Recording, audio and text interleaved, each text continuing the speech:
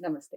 ఎన్నో ఆధ్యాత్మిక కార్యక్రమాలు నిరంతరం ఛానల్‌లో ప్రసారం అవుతూనే ఉంటాయి. మనందరికీ కూడా సుపరిచితులు శివప్రసాద్ గురువు గారు, నాకు తండ్రి సమానులు. చాలా వరకు ఆధ్యాత్మికంగా ఎన్నో విషయాలు అటు ధర్మ సందేహాల రూపంలో, ఇటు మాస ఫలితాల రూపంలో మనకి అందిస్తూనే ఉంటారు. ఇక సంవత్సరాంతం వచ్చేసింది.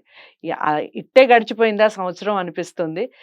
గత 2 సంవత్సరాలుగా రాశి ఫలితాలతో ప్రతి మాసం కూడా మాట్లాడుకుంటూనే ఉన్నాం. చాలా విషయాలు అందరూ ఫాలో అవుతున్నారు. ఫాలోవర్స్ చాలా వరకు పెరిగారు. ఈ విషయాలన్నీ వివరిస్తూ ఇక చివరి ఈ సంవత్సరానికి సంబంధించి చివరి మాసం ఫలితాలు తెలుసుకునే ప్రయత్నం చేద్దాం.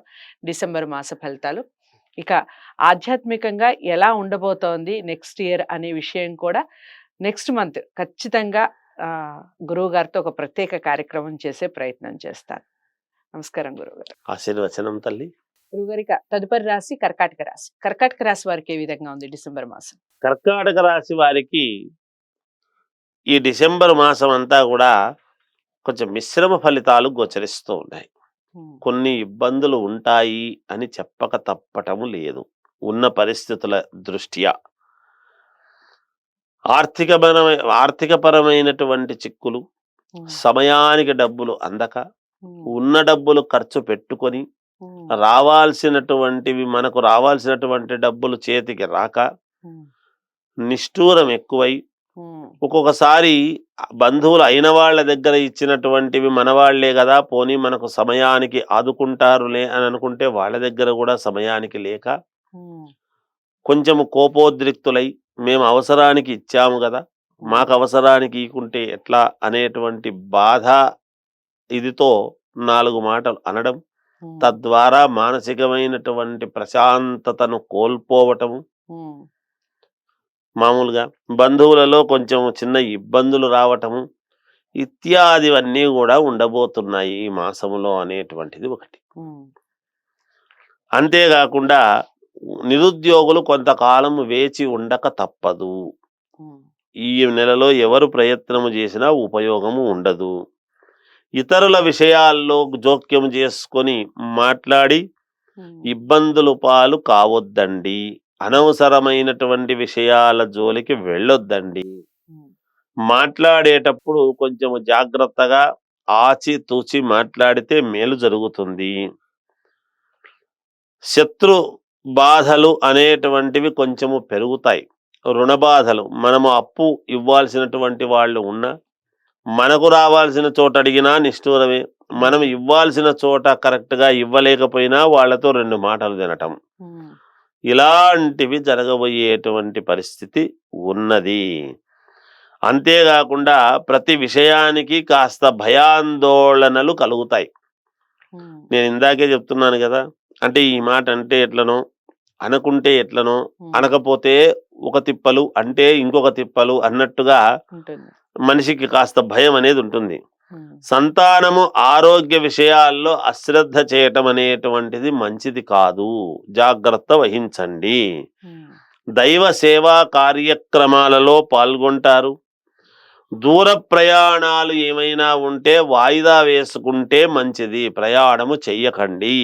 మనకు గ్రహస్థితులు బాగలేనప్పుడు మనము అనవసరంగా దూర ప్రయాణాలు వెళ్ళాలి అనేటువంటిది పెట్టుకోవద్దండి. ఒకవేళ తప్పనిసరి వెళ్ళాలి అనేటువంటివి కొంతమందికి ఉంటాయి. ఎందుకంటే లోకంలో ఎంతో మంది కర్కాటక రాశి వాళ్ళు, కొన్ని వేలు లక్షల మంది ఉంటారు. అందరికీ ఒకటే ప్రయాణాలు లేకుండానే ఉండరు కదా, అవసరాలు ఎన్నో ఉంటాయి. ఉన్నప్పుడు అలా వెళ్ళవలసినటువంటి వాళ్ళు ఒక నిమ్మకాయ దగ్గర పెట్టుకొని వెళ్ళండి, మేలు జరుగుతుంది. చేపట్టినటువంటి పనులన్నీ కూడా కాస్త మందకొడిగా అంటే నెమ్మదిగా నడవడం జరుగుతాయి. హుషారు ఉండదు, తొందరగా జరగలేవు. మాసము ద్వితీయార్థము నుండి అంటే కాస్త ఓ 15 రోజుల తర్వాత, డిసెంబర్ 15 తర్వాత నుండి కొంచెం ఒక్కొక్కటి మళ్ళీ మీకు కలిసి రావటం అనేటువంటిది జరుగుతాయి. ఆరోగ్యం సహకరిస్తుంది. బంధుమిత్రులతో మళ్ళా సఖ్యత పెరుగుతుంది. అరే నేను ఆ రోజు ఏదో పొరపాటుగా అన్నానులే, ఇదిగో పట్టు తీసుకో అని చెప్పి ఇవ్వడమో డబ్బు, ఆ రోజు నువ్వు అడిగినప్పుడు నా దగ్గర లేకపోయింది, నువ్వు ఏదో కోప్పడ్డావు అని ఏదో రకమైనటువంటి మళ్ళీ సఖ్యత అనేది పెరుగుతుంది గాక చిన్న తరహా పరిశ్రమలకు మేలు జరుగుతుంది.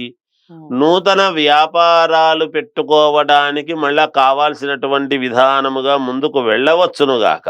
ఎటువంటి ఇబ్బందులు ఉండవు. కొత్తగా వ్యాపారాలు చేయాలి అనుకునేటువంటి వాళ్ళు ప్రారంభం చేసుకోవచ్చు. ఏది ఏమైనా ఒక మాట మాట్లాడుతూ ఉన్నప్పుడు ఆచితూచి మాట్లాడి ముందుకు వెళితే మీకు యోగదాయకముగా ఉంటుంది. ఇది ఈ మాసము ఈ కర్కాటక రాశి వారి యొక్క పరిస్థితి.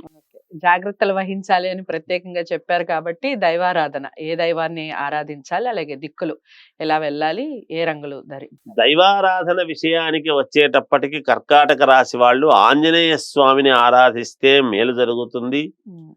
ఎటువంటి దుస్తులు వేసుకుంటే బాగుంటుంది అంటే ఎరుపు రంగు దుస్తులు ధరిస్తే మేలు జరుగుతుంది కర్కాటక రాశి వాళ్ళు. ఇక దిక్కుల విషయానికి వచ్చేటప్పటికి ఏ దిక్కు మేలవుతుంది అని గనక అనుకుంటే 4 దిక్కులు వీళ్ళకు పనికొస్తాయి. ఎటువంటి ఇబ్బంది ఉండదు. కొన్ని విషయాలు ముఖ్యంగా ప్రయాణ విషయాలు చెప్పారు. అలా కొన్ని విషయాల్లో జాగ్రత్తలు వహించండి. ఆంజనేయ స్వామిని ఎక్కువగా ఆరాధించే ప్రయత్నం చేయండి. కర్కాటక రాశి వారు రెడ్ కలర్ ఎక్కువగా యూస్ చేయండి. అన్ని దిక్కులు కలిసి వస్తాయి. ఏదేమైనప్పటికీ వ్యక్తిగత జాతకాలని ముందుగా పరిశీలించుకొని పరిహారాలు చేసుకోండి. వ్యక్తిగత జాతకాలని గురువు గారి దగ్గరే చూపించుకోవాలి అనుకున్న వారు స్క్రీన్ మీద కనపడే నెంబర్కి కాల్ చేయవచ్చు. వీడియోని లైక్ చేసి షేర్ చేయండి. ఛానల్ని సబ్స్క్రైబ్ చేసుకోండి. తదుపరి రాశితో కలుద్దాం. నమస్తే.